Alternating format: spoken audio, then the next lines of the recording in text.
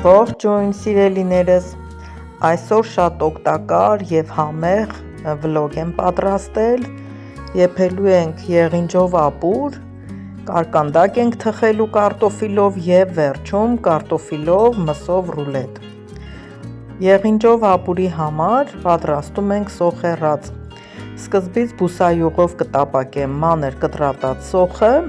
վերջում ապուրի վերջում, երբ որ արդեն պատրաստ կլինի, մի կտոր կարագ կդնեմ։ Սոխառածը պատրաստում եմ կարմիր և սև պղպեղով։ Երբ սոխը ոսկեգույնում է, ավելացնում եմ պղպեղները և ավելացնում ջուրը։ Օգտագործելու եմ 400 գրամ եղինջ և այդքան եղինջի համար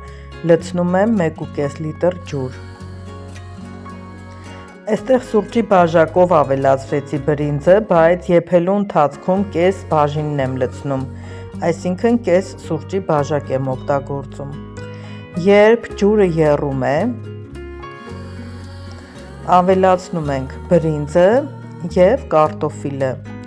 2 միջին չափի կարտոֆիլ է։ Կափարիչը փակում ենք, թողնում ենք եփվի։ Պետք է բրինձը ամբողջությամբ բացվի և կարտոֆիլը սեղմելուց փլվի։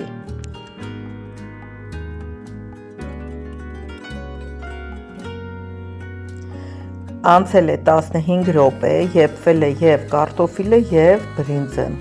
Հիմա պետք է ավելացնենք եղինջը։ Սիրելիներս, եղինջը բոլորս գիտենք, ունի նաև կծան բանջար անվանում, այն քաղելուց մատերը ծակում է և պարտադիր է օգտագործել ձեռնոց։ Ես ինքս հենց եղնջացան ունեմ,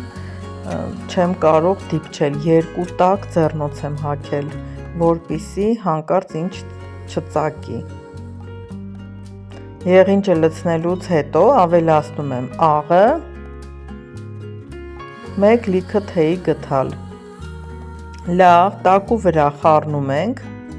և թողնում ենք 5 րոպե եռա, 5 րոպեն բավական է։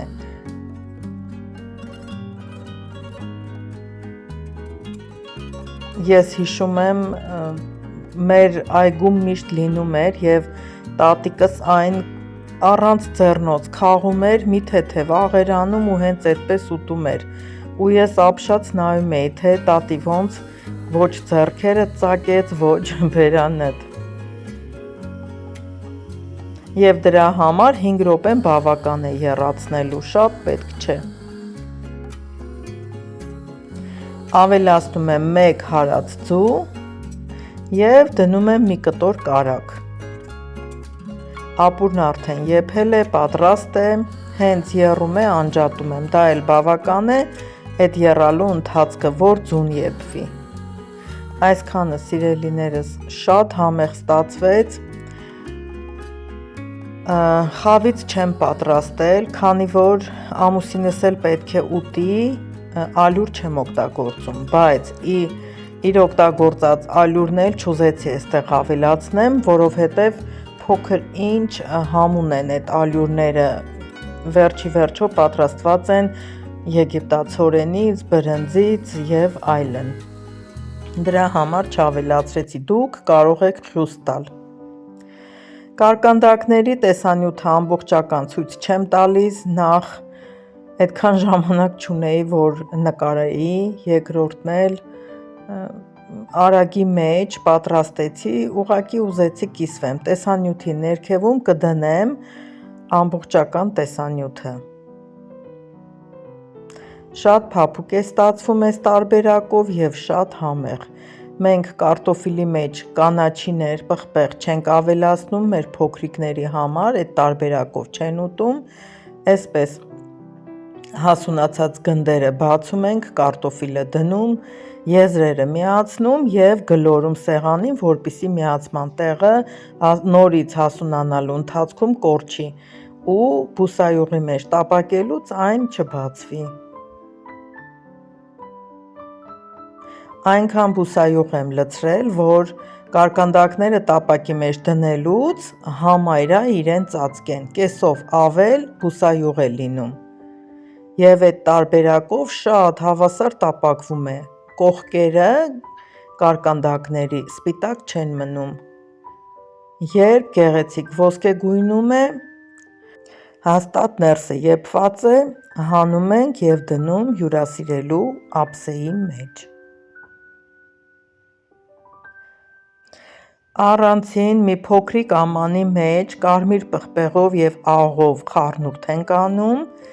1 թեյի գդալ պղպեղին ավելացնում ենք կես թեյի գդալ աղ և այդ խառնուրդը վրան ցանելով, դե իհարկե ըստ ճաշակի, մատուցում ենք կարկանդակները։ Շատ համեղ է ստացվում, շատ գեղեցիկ գույնով և բույրով։ Հիմա պատրաստեմ, ոչ թե պատրաստեմ, ներկայացնեմ ջեռոցի հավը։ Ամեն անգամ, երբ պետք է հավ տապակեմ կամ պատրաստեմ, նոր բաղադրիչներ եմ օգտագործում մարինացնելու համար, բայց այս անգամ որոշեցի ոչինչ չավելացնել, որը ժամանակի խնդիր էր և որն էլ հենց էսպես էլ է շատ համով։ Մինչև ջեռոց դնելը հավը դնում եմ աղով և քացախով պատրաստված ջրի մեջ, մի ժամի չափով թողնում եմ, հետո կտրատում եմ, իհարկե ծակծկած վիճակում, հետո կտրատում եմ, այս անգամ ավելացրել եմ աղ, կարմիր պղպեղ, մի փոքր սև պղպեղ և շատ մանրեցրած չոր ռեհան,